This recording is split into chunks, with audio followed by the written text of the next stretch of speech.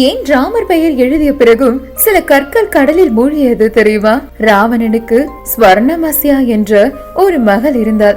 அவள் ஒரு கடல் கன்னி. ராமர் சேது கட்ட ஆரம்பித்தவுடன் ராவணன் தன் மகளை அழைத்து, நான் ஒரு பெண்ணை விரும்பினேன், ஆகையால் அவளை இலங்கைக்கு அழைத்து வந்தேன்.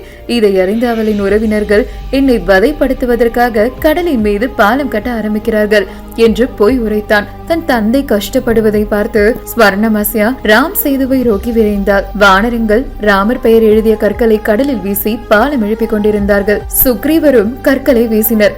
ஆனால் அது மாயமாக போனது. மீண்டும் மீண்டும் இது நடக்க ஹனுமானிடம் சென்று ராமர் பெயர் எழுதிய கற்கள் மூழ்குகிறது என்று வருத்தம் தெரிவித்தார். ஹனுமான் அந்த கற்களை கவனித்து கடலின் ஆழத்திற்கு சென்றார். அங்கே நடக்கும் காட்சியை கண்டு ஹனுமான் ஆச்சரியப்பட்டார். லட்சக்கணக்கான கடல் கன்னிகள் அந்த பாறையை சுமந்து எங்கேயோ சென்று கொண்டிருந்தனர். ஹனுமர் அவர்களை பின்தொடர்ந்தார். அங்கே கடல் கன்னிகளின் ராணி ஸ்வர்ணமஸ்யா இருந்தார். ஹனுமன் அவளிடம் ஏன் இப்படி செய்கிறாய் என்று கேட்டார். அதற்கு ஸ்வர்ணா, என் தந்தையை நீங்கள் ஏமாற்றி வதை பார்க்கிறீர்கள், அதனால் தான் உங்களை தடுத்தேன் என்றாள். உடனே ஹனுமான் ராமர் தரப்பில் இருக்கும் உண்மையை நியாயத்துடன் கூறியவுடன் ஸ்வர்ணா, ஐயோ, இவ்வளவு பெரிய தவறை நான் செய்துவிட்டேன் என்று வருந்தி அந்த கற்களை இருந்த இடத்திலேயே வைக்க ஆணையிட்டாள். உங்களுக்கு ஹனுமன் பிடிக்கும் என்றால் நமது சேனலை சப்ஸ்கிரைப் செய்து கொள்ளுங்கள்.